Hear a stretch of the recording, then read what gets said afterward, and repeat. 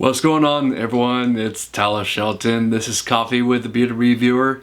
Thank you so much for watching this video, and I just want to say that it is my second episode of the DCEU review series, and so we are now tackling the movie Batman vs. Superman.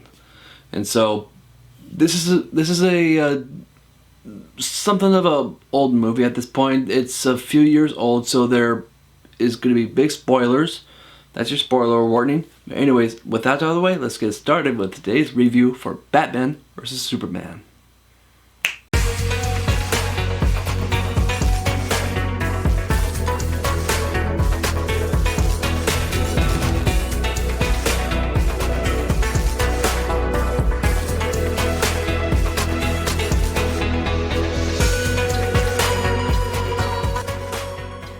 Hey everyone, thank you so much for watching my channel, and please like and comment down below, and please subscribe to my channel as it really helps me out.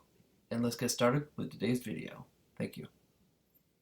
So Batman vs. Superman stars Henry Cavill, Ben Affleck, Gal Gadot, and a few other actors that we all know and love.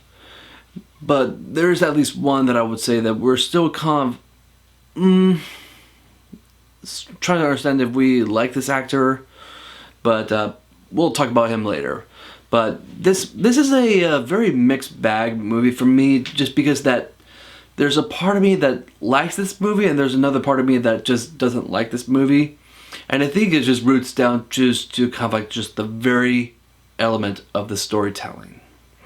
And I would have to say that I really like the Ultimate Edition compared to the theatrical version, because there's at least like a added 30 minutes of the Ultimate Edition that there's several moments that makes me go like, okay, that makes more sense. Because in the Ultimate Edition, that there are certain scenes that we did not see in the theatrical version. That, for instance, at the very end you see Steppenwolf in a hologram, and you're like, oh, okay. So they're doing a lot more stuff that explains kind of like some plot holes that we really didn't get to have in the theatrical version, because there was just way too much plot holes. There was a lot of stuff that was kind of like everywhere. Like, I would say that this movie is kind of like this scattered story mess in the entire DCEU, but still I would say that a lot of the Batman stuff is fantastic, and it felt like that we were getting kind of like two different stories with Batman and Superman. I kind of understood a lot more on the whole Batman side, not so much on the Superman side. But when you make a movie that is called Batman vs. Superman, you should make it about a fight between them. But it really didn't feel like that. I mean, yes, we did get an actual battle between Batman versus Superman, but that was only about like 10 minutes of the entire film, when the movie is almost like 3 hours long. So it kind of felt like it was like, it really felt a lot like it was kind of like a mixed advertisement. Because when you have a title like that, you cannot make it that unless if there's going to be like an actual fight between the two titular characters. So that was just kind of like the very big issue I had with this movie, but there are other issues. And with the one actor that I was telling you about is Jesse Eisenberg. I mean, when he was in The Social Network, I love that movie. But when I heard that he was casted to play Lex Luthor, I'm like, no. Lex Luthor should not be Jesse Eisenberg. And even when you see him go bald, you're like, it's still not Lex Luthor.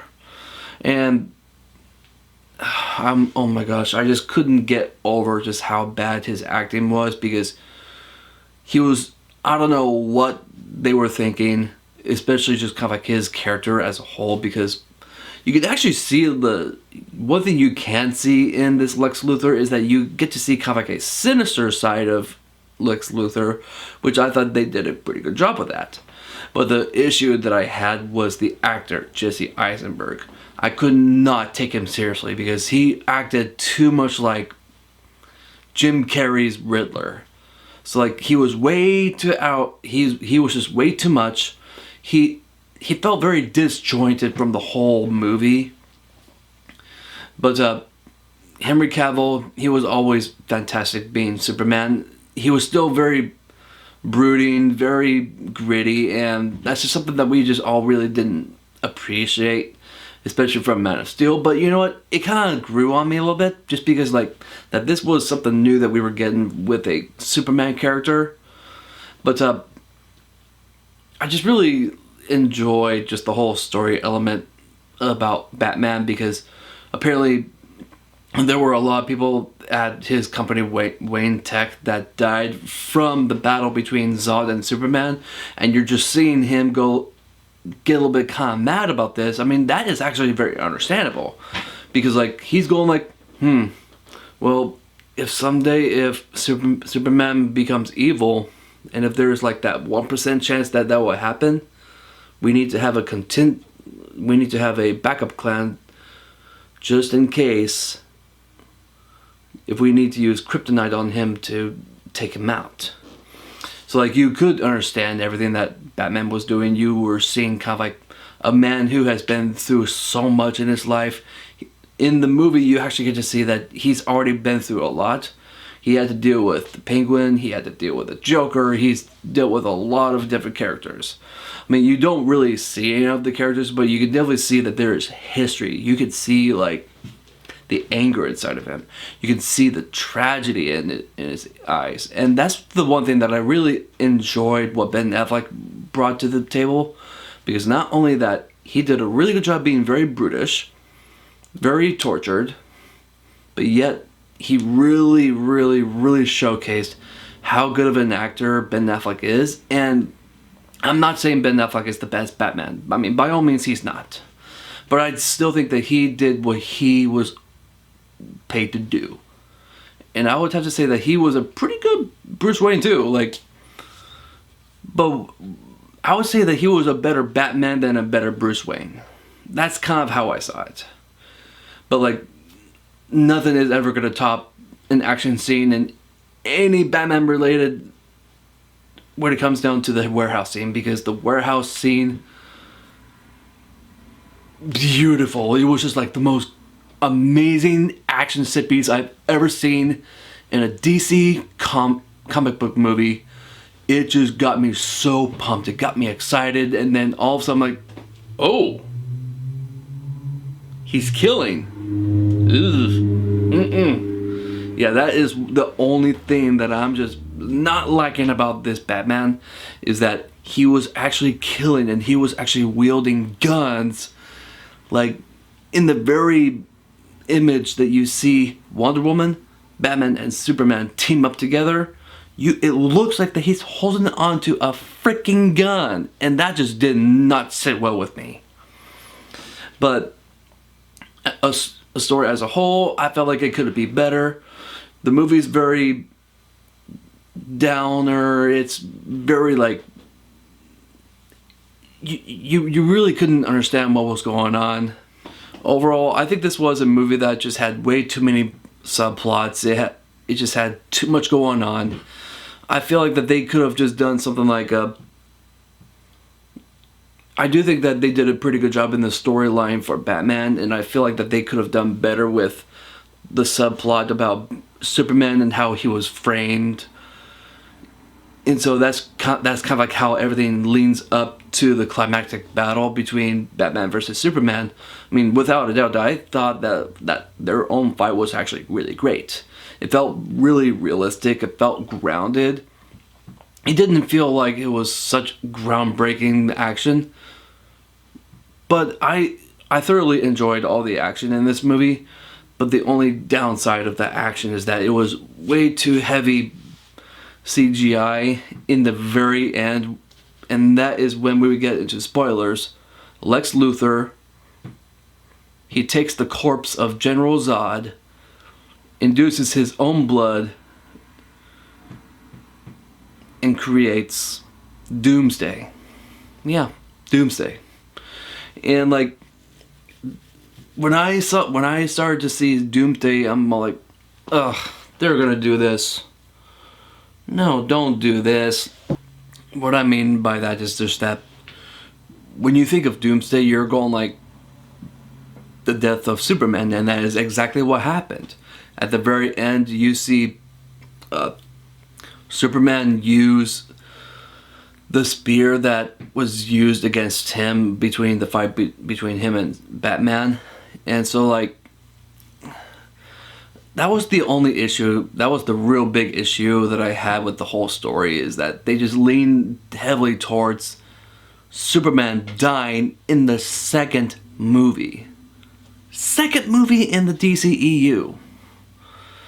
And I just had a lot of issues with that. It's just because that like you can't kill off the main character like that. You can't. You just can't. But I still thought that it was very ambitious of them to do that. But overall, I just had a lot of problems with that very story, because it is one of the most powerful stories in all of Superman comics. And I remember when I watched this documentary about the death of Superman's storyline, because even the comic book that actually had the death of Superman, it went completely viral. Like, you know how sometimes when you see a video on YouTube, it goes viral? Well, that is exactly what happened in the comic strip that showcased Superman actually dying by the hands of Doomsday. It just went so viral, and it just led to like the whole world going like, Superman is dead? Oh my gosh! I'm sure you can understand what I mean about that. It's just because that the fact that is that this was only the second movie in the DCEU. They went with the death of Superman story, and I felt like that was way too soon. We did not get the chance to kind of like see Superman grow, and then we all start to be attached to him. And that's kind of how I felt in the case of like Tony Stark, because we all knew him since 2008 with the very first Iron Man. Then we got this whole slew of movies that tied to Iron Man, and then when it came to Endgame, he died. It brought me to tears. And that's kind of the same way I felt about this movie. I did not feel that at all. It's only been 2 movies and he dies already. So like, there's a lot of issues with this movie, but I still find the movie enjoyable to watch. When I saw Gal Gadot as Wonder Woman in a picture, I'm all like, okay, I dig it. I dig it. I've never seen Gal Gadot do a lot of stuff before this movie, but I definitely thought that she looked like that she could be a warrior princess. I really felt like that she looks great in the outfit, and I was just not sure how I felt about her, not until I saw the movie. And I'm all, when you see her protect Batman from Doomsday's heat vision, and she protects him, and you get to hear like her actual theme song that is actually in her own movie. That was just a wonderful scene. Absolutely wonderful. Just like Wonder Woman herself, because this was just like a little small something that showcased of what she could potentially be. And anything that had Gal Gadot being Wonder Woman, I thought her part in this movie was very well developed. I mean, yeah, I mean, like, there was at least one moment where she's looking at all these clips from these elaborate emails from Lex Luthor, because you're all like, who in LexCorp decided to create symbols of our favorite superheroes that's going to come out in Justice League? And I'm all like, that is the lamest exposition I've ever seen. There's a lot, I mean, a lot of very lazy writing. And definitely just the whole email thing was very lazy, but the lamest of them all was, save Martha. And then all of a sudden Batman is like, why did you say that name? Oh, it's your mother's name. Okay, we're friends. And I'm like, why? That is the lamest excuse. You decide to stop fighting because your mothers had the same first name? Ugh. Anyways, I just want to say that Wonder Woman was absolutely fantastic in this movie. Superman, I felt like that his story was just okay, but I feel like that the whole story, that was like the real highlight, was Batman's side. So yeah, that was my review for Batman vs. Superman, Dawn of Justice. And just going through this whole movie, especially when it came down to my ideas of how I would rank this movie, and this one is actually the lowest ranking out of all the DCEU movies, and it's at 6.2. And it's just a average so-and-so movie, but there's a lot of really fun stuff in it. And I do feel like that the Ultimate Edition is better, and that is why that the Ultimate Edition actually gets a 6.7 ranking, just because that it's got some of this added stuff into it, and so that it brings it up in quality. So that was my review for Batman vs. Superman, Dawn of Justice. And I just want to say thank you so much for watching my video. And I just have to tell you that being autistic myself, it's not a disability, it's a privilege. And like I told you before, is that I'm happily married. I have a wonderful daughter. I own a house. I have an amazing job. So like, there's just a lot of things that I've already accomplished, and a lot of stuff that I can say this was all my doing, but it happened all because of my support, all of my love from those who helped me get to where I am. So, being autistic,